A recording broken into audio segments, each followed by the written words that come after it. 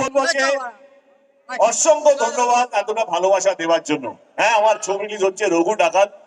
রঘু ডাকাত একটা বাহানা আপনাদের সঙ্গে দেখা করার জন্য। আপনাদের কাছে আসাটাই মেইন উদ্দেশ্য ছিল, কি আপনাদের এই আশীর্বাদ নেওয়াটা, আপনাদের এই ভালোবাসা নেওয়াটা। আমি এটুকু বলবো,